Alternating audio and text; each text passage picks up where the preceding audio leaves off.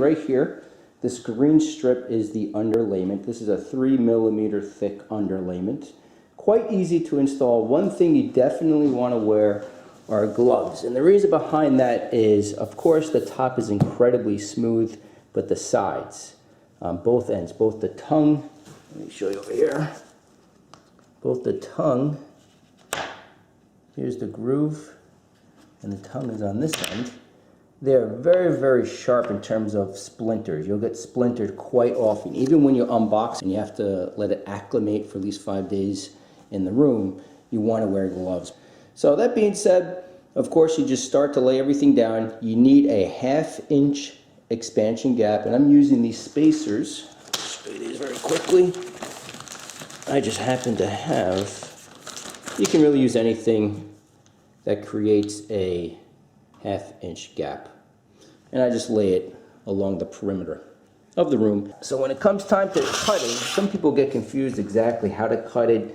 Do you measure from here? Do you measure from here? I'll show you how easy. It's very, very easy. So this is the piece you want, because it goes like this ultimately, okay? So let's say I want it right about here.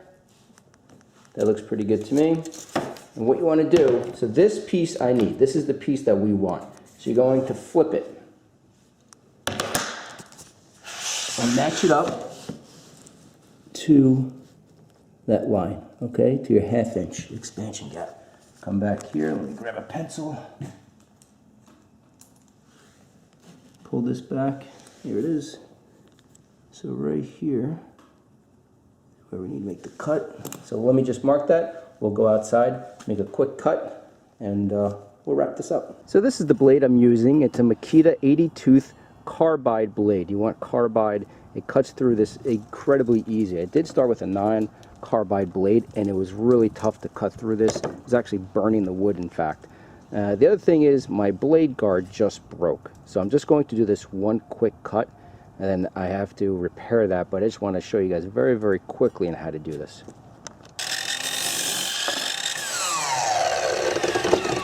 Now the way this works is right here you have the groove, and here's your tongue, and you just snap it in. As you can see, I butt it against the expansion gap, and that's it. Now coming over here, I'm going to apply just a little bit of adhesive. Again, the instructions don't call for this. I just feel a little bit better using a little bit of adhesive. And then when it comes to, let me move the camera back here. So you grab your next piece, insert the groove into the tongue, make sure it's lined up along the entire piece, press it down, and that's it. Now, I also have one of these tools that you place it on the end of the wood and you tap it. Again, not necessary, but it's a nice tool to have. I think it's around $20, $25. You get this tool along with all these spacers. And there you go. Now as I lay down the flooring, I'm just grabbing from different cartons. In other words, you don't want to keep the same color. You want to change up your color. So that's a little darker, that's a little lighter. So just change it up a little bit as you go down the line here. And if you're curious about the subfloor, this house was built in the 50s, and they used 3/4 inch thick planks by 4 inch wide. So you have to replace some of them for sure, but as an extra step of rigidity, I added 1/2 inch plywood. So it's real strong. And then it's also very, very flat. So it's a perfect substrate or subfloor before we install the flooring.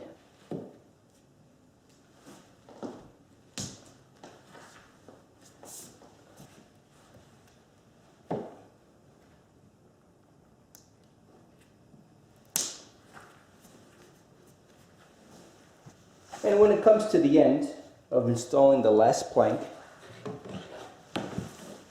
this is the piece that we need. So again, I'm just going to flip it and then rotate it, okay? Make my mark. Okay.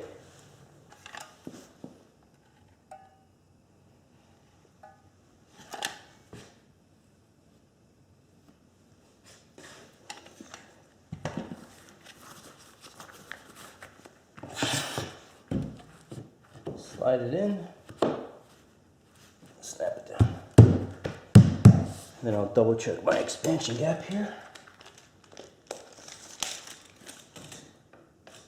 Okay, we're right on the money. And that's really about it. Now, a couple of things. As you can see, the end wants to rise up here a little bit. That's really why I'm using the adhesive. But once the next piece comes in, I'll show you very quickly. It's going to hold it down in place. There's no lip, perfectly flush.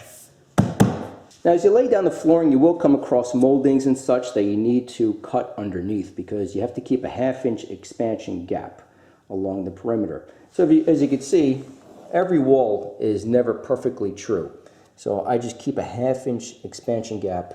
That's why it looks crooked, but really it's because I'm just following the squareness here of the wall. And then when you put down the molding, you won't have a problem. Now, when you do put down the molding, if let's say it looks something like this and you have a little bit of a gap, you could put a 1/4 round molding to cover that up, okay? Now, if you do need to cut anything, these are terrific. This is an oscillating tool.